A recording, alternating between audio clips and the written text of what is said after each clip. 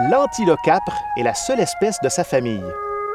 Même si elle est parfois appelée antilope, en fait, elle est plus proche parent de la girafe et de l'okapi. Cet animal, à pelage pâle et au corps épais, se dresse sur des pattes minces d'à peu près 1 mètre de hauteur. Il pèse moins qu'un humain moyen. Plusieurs éléments rendent l'antilocapre unique. Elle a évolué pendant des millions d'années pour être hautement adaptée à la vie dans les grandes prairies de l'Amérique du Nord, Comme ici, dans le Parc national des Prairies. elle est bien connue pour sa vitesse incroyable. Deuxième animal le plus rapide au monde, après le guépard, elle peut courir à une vitesse de près de 100 km à l'heure. Certaines théories suggèrent que, dans les temps préhistoriques, l'antilocapre était chassé par un félin maintenant disparu qui aurait été plus rapide que ses prédateurs actuels. Un cœur, des poumons et une trachée extra large lui permettent une vitesse de plus de 60 km à l'heure sur de longues distances. L'antilocapre mange des armoises, des herbacées et d'autres plantes, incluant les cactus.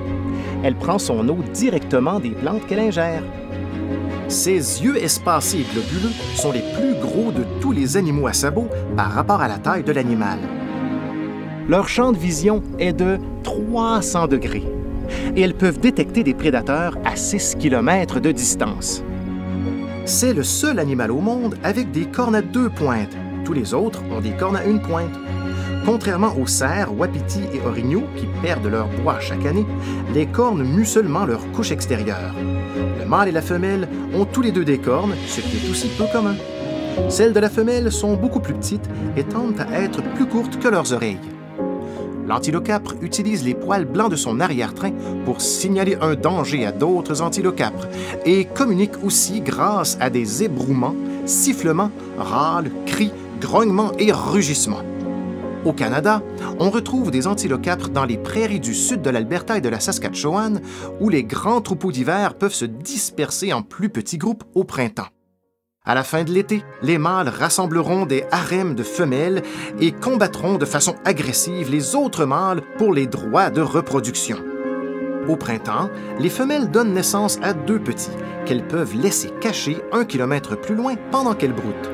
Les nouveau-nés n'ont pas d'odeur afin de se protéger contre la prédation, et après 3 semaines, ils se joindront à leur mère. Ils sont déjà capables de courir plus vite qu'un humain. Les petites antilocapres peuvent être la proie de coyotes et d'aigles royaux, tandis que les adultes dépassent presque tous les prédateurs à la course et peuvent vivre une dizaine d'années.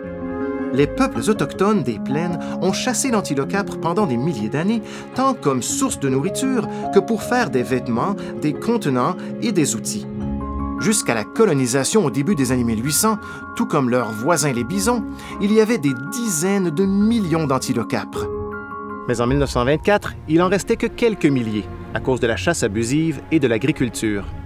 Aujourd'hui, des restrictions sur la chasse ont été mises en place et leur population a augmenté de taille, mais la fragmentation de l'habitat continue à les menacer. Lorsque les antilocapres ne peuvent migrer de façon naturelle, les hivers froids et les sécheresses peuvent aussi poser problème. Les antilocapres sont réticentes à sauter par-dessus des clôtures. Alors la seule façon de les franchir est de ramper en dessous. Quand c'est possible. Ces ongulés très spécialisés ont survécu à tous les changements dans leur environnement depuis les temps préhistoriques. Alors, nous devons travailler fort afin de ne pas créer de nouveaux obstacles qui pourraient leur nuire dans le futur. Pour en savoir plus sur l'antilocapre, visitez le ffdp.ca.